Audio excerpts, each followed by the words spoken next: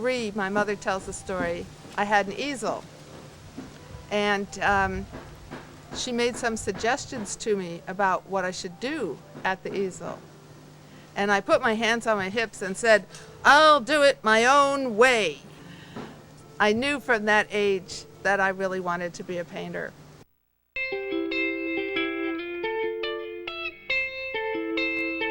What I like is the sense of geometry of the buildings, or Euclidean geometry, forms like rectangles and squares and things like that, against the more Mother Nature's style of art on the hill. When I do industrial landscapes, nature's not ruled out. One of the things that has kept me here in San Francisco for years is the mix of urban life and nature.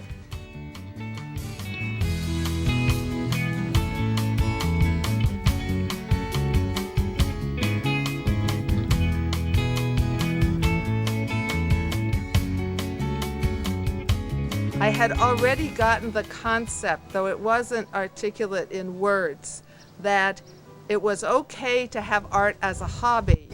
It was even encouraged. I was very rich in that. My mom liked visual art as well as dance. My dad liked music. But it was not good for a profession.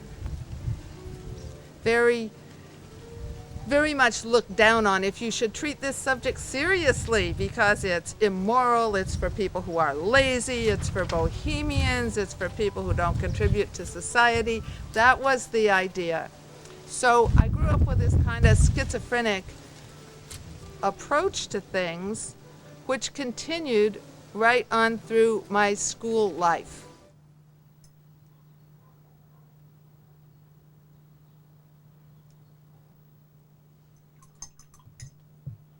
This is my favorite penstemon, and behind it there is a wonderful columbine growing, so I'm going to suggest a little bit of that.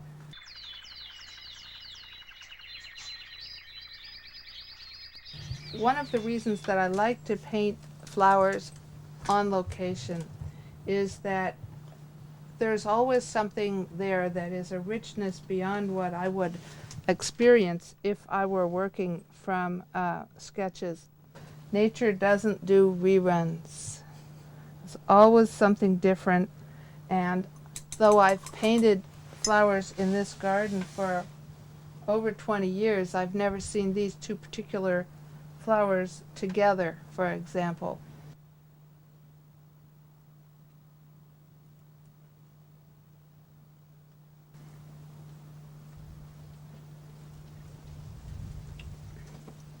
One of the techniques that's often used in traditional Chinese painting, and I'm applying it very fast and loose here, is to start a component of something, usually flower, from the outer edge and bring it in toward the middle.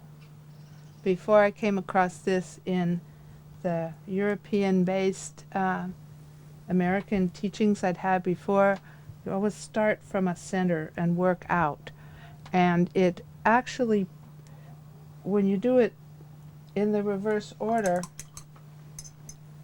it does sometimes help to comprehend the form of whatever you're doing, kind of discover a few secrets of its inner life.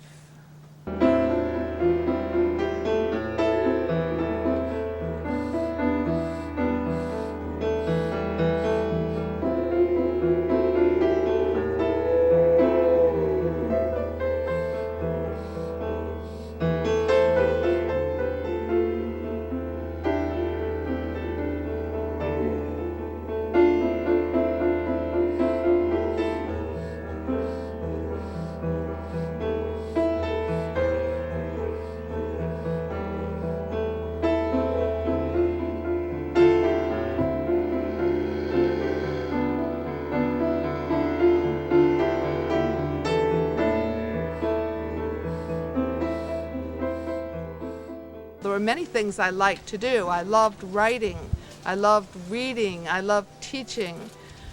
When I was out in San Francisco, which is really my home base, the place I feel comfortable, I was in graduate school and in a real heavy-duty course program where things were a little more difficult.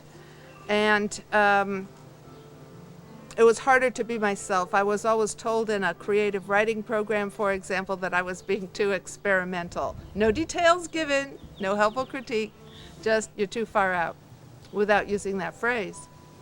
Also during that time, I had almost no social life and no love life because women, this is in the early 60s, before the women's movement, there was a very strong idea that women who really did something were not desirable to be around.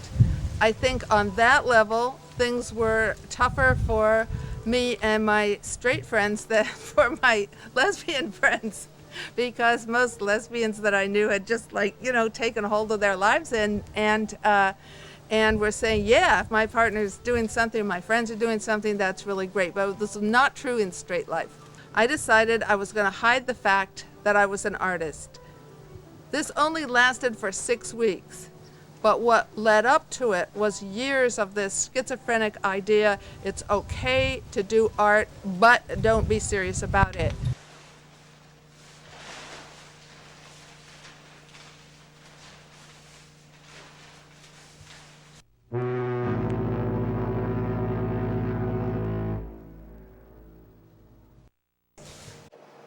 I've taken to liking to begin by asking the benevolent deities of the place and my profession to help me focus on what I'm doing. What I'm going to be working on today is a large figure based on this nearly abstract piece over here that I call the Creatrix Mundi, the mother creator of the universe. When you're working in any color on a background, I got some very good instruction in watercolor painting when I was young, to the effect that you can't ruin anything. Still bears relatively little resemblance to what I'm going to end up with. Most of the lines I've painted today will probably disappear in the final piece. So if I can do this the way I want it, that is going to be the face of the mountain looking upward, and her long hair is going to be coming down here. The way I see her when I'm actually looking at her is that she has a little Adam's apple and nicely shaped breasts. And then her anatomy becomes kind of strange.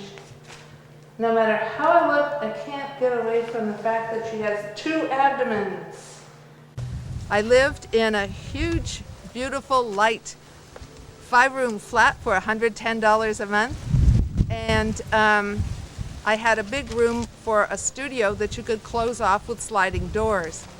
So I closed it off. I took all my own artwork down from all the walls of my flat, put it in my studio, and put up on the walls either pieces of friends of mine that I traded artwork with, or posters, and decided, okay, I'm going to go for it. This is the new me. Guys are going to like me. This is great. Well, during that 6-week period, the only guys I invited over were, in my opinion, extremely dull, stuffy, and boring once I started talking to them outside the general social context of school or whatever. And I was totally miserable. I just felt like I was in a straitjacket. And so after 6 weeks, I decided, screw this. If I have no social life, if I have no love life the rest of my life, that's better than giving up who I really am. That's much better than not painting. So I rearranged my flat, opened up the studio, and very slowly my life improved. From hindsight, and especially since so much in this area has gone on in the last 40 years, It's a big joke. Of course your life improved. You were being yourself. But that was much harder to see at the time, both because I didn't have any hindsight on it and because the social life was not as supportive of women doing what they want to do. It's still got a long way to go, but it's a great deal better than it was in the early 60s.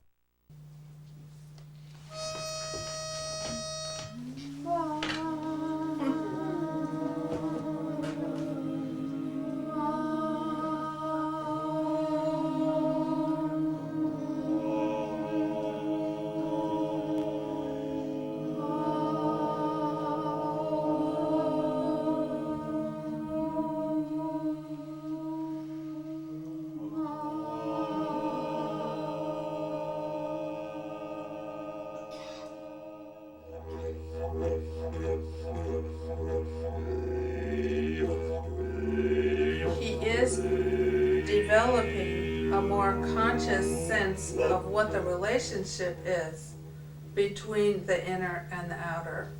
He feels totally comfortable being in armor, but he's relaxed with it. He doesn't have, it's, you get the feeling whatever kind of experience he's going toward, he's not going toward battle, but some kind of blending of what we normally call conscious and unconscious, or we call inner and outer life, or we could call it personal and individual life too.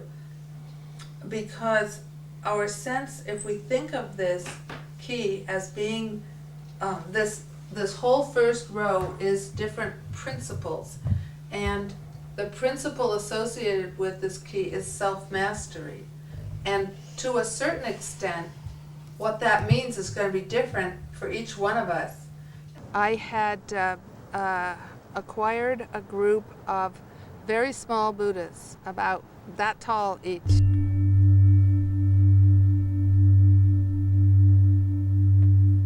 And I was really stunned by how the faces were extremely simple, just a line, gouged for the nose, for the eyes, and yet each one had a different character. I entered a show at the Waukesha campus of the University of Wisconsin, and the subject was fantasy and figures from fantasy. So I made some very simple Buddhas in black line, each one about 3 feet tall, and up at the top I wrote Mother Buddha, because what I had seen was that many of these characters, like figures in all meditative traditions, are at times shown to be androgynous. And I thought we need to bring the feminine back into balance with the masculine. So I sent these off. The people who organized the exhibit were perfectly happy with this, but many people who came in to look at it were extremely upset with the idea that Buddha could be a woman, even though texts on Buddhism talk about the feminine and masculine aspects of all archetypal Buddhas. And they got very verbally upset about it, and I thought, I'm on the right track, they're paying attention.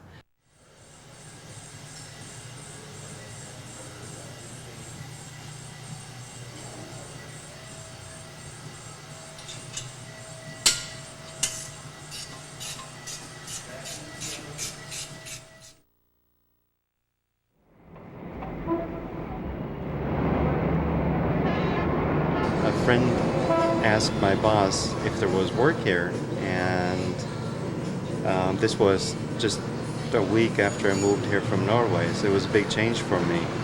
And Paul said yes, and I already knew it was a gay shop, and I liked that, and people are friendlier, it seems. Well, thinking about working in a gay shop. I worked in shops before, and it's kind of harsh, people not treating you right. It's just friendlier here, and the customers too are nicer. Well, about the time we got the whole building to ourselves, we repainted inside, made everything white. make it look nice and clean. And we had talked about getting somebody to come in and do something with a wall. We had in mind maybe every panel was going to be some, you know, trompe l'oeil faux masterpiece, you know, the irises or the three graces or something selling, you know, something classy, of course. You won't find any calendars with naked girls in this place. And then Tanya, who's been a customer, I don't know, at that point probably for about 5 years or so, came in to me one day and said, I want to talk to you about doing a mural on the wall. And I said, oh, wow, funny we were talking about that.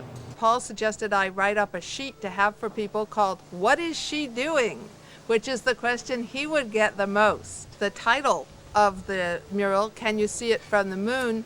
developed joking with the mechanics who had their booths down close to the far entrance of the shop. The shop is 55 yards long. It goes an entire block, and the mural is that long as well. They wanted more color in what was going on at that end of the mural because there was less vertical height to work with since there were shop objects below. This ended in me putting a moon in and color around that, and the title developed from there. It was nice to have Tanya. I heard about her coming in. That Paul told me that she was coming in to do a mural, and at that time I didn't even know what a mural was. So that was, you know, she came in and she started painted, and I thought this looks simple, but it's not simple. I discovered that. But she changed the shop.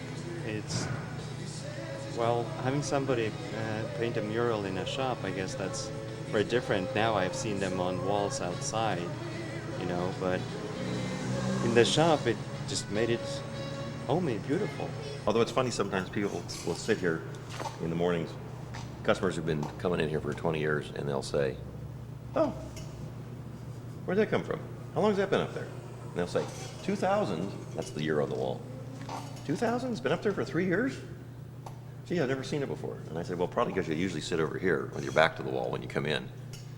And they said, oh, I said, well, if you want to add something to it, there's some of those things up there are very detailed, like that, I guess it's a mushroom. It's a series of little plants over there. And then, of course, some of them are just, like my cloud is not very, you know, very elaborate. But whether it actually brings people in, I don't know. I mean, I have no way of gauging that. I had never had anybody come in here and say, I'm bringing my car to you because of the mural. So, but I've had a lot of people say, geez, I've never been to a garage before that had a mural on the wall, especially one you could play with. So I certainly don't see it as a negative. The point is that sometimes I don't even get to go out of the building. I bring my lunch. I don't go for a test drive. Then I don't leave the building. So this is my view of the world. You know, this is my outdoors. This is how I escape momentarily. I can sit there and look at the bay and look at the water and look at the landscape and the bridge and say, yeah. So for me, it's nice to have. And I live in Marin, so I can say, I'm going there soon. Had you put anything on the wall before? No, I haven't. Every time I come down here, I think, oh, I should do something, and then I get busy talking and I forget. Okay, we'll put a car up. Where can we put it that it's going in the right direction? They're going that way.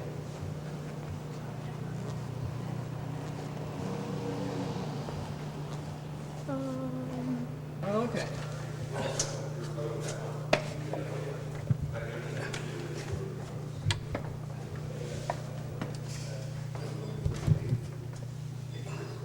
Okay. Yeah, might just well make it go up the hill.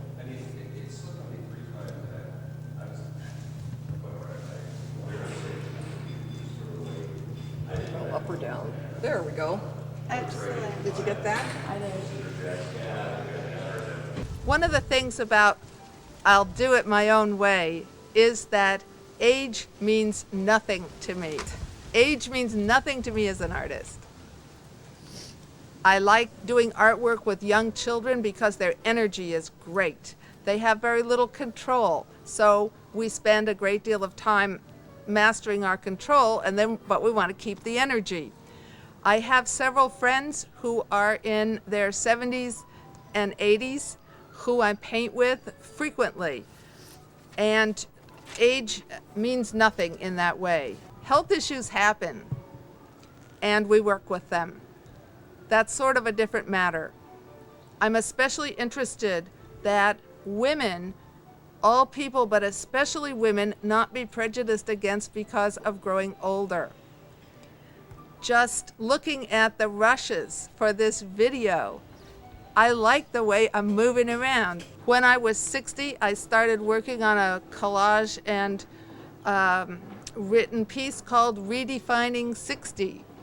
And it's gone into Redefining 65. And while I think there are many, many people, both men and women, who are active in this area, it's especially vital for women not to be put down because of being over 40 or over 50 or over 80. We do good stuff. I'm illustrating my book, though. And what's your book? It's called High School Astrology. I work for an organization that promotes the civil rights of people with disabilities called DREDF, Disability Rights Education and Defense Fund, and I work in the development part of it. What y'all doing? Playing with rock. Look out there.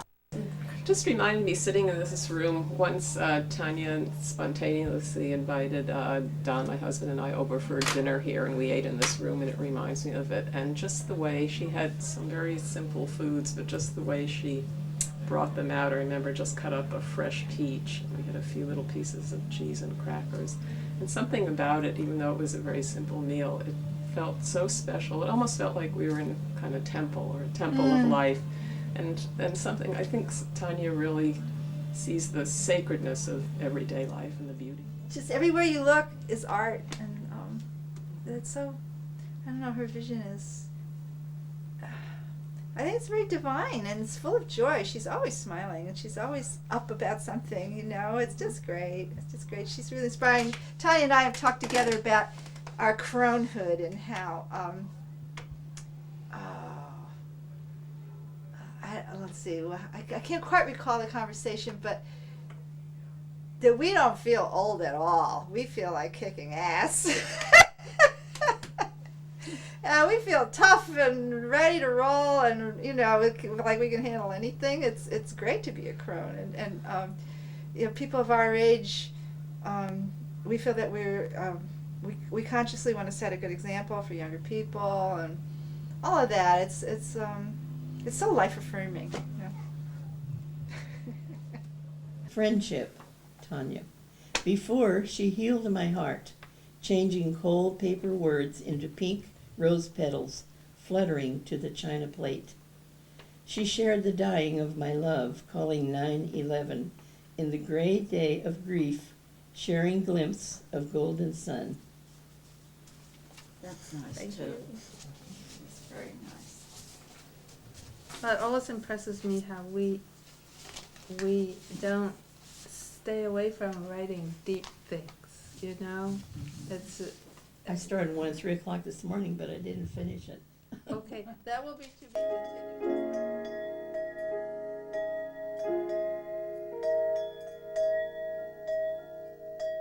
And I referred to another one that It's I more do important. have a sample of. Another one Naomi's having me take to strengthen my heart is dragon's eyes. Dragon's eyes, which are a little dried fruit. These are some samples of dragon's eyes. I'll pass around. They're a little dried fruit that is is a little bit like a loquat. Oh, yes. Mhm. And so you can chew them dry if you want, but you can also put them in some hot water and so I've been joking with Bob. I've got to remember to eat my dragon's eyes before I go to bed. And I felt like, you know, what if we took this literally? I'm eating, you know, in old culture. So this is a joking poem that's composed of healthy precepts from a variety of cultures, starting with the immediate and going back even to Egypt. It's called Advice. Wake up to Teletubbies. Swallow a capsule filled with fungus of immortality following meals. Eat 6 to 8 dragon's eyes at bedtime. Find the needle at the bottom of the sea. 10-character hand is the gateway to maiden pushing shuttle. Drink a glass of water in sips of 7. Chew food in the knowledge that you are eating sunlight. Wash your heart with laughter. Ah.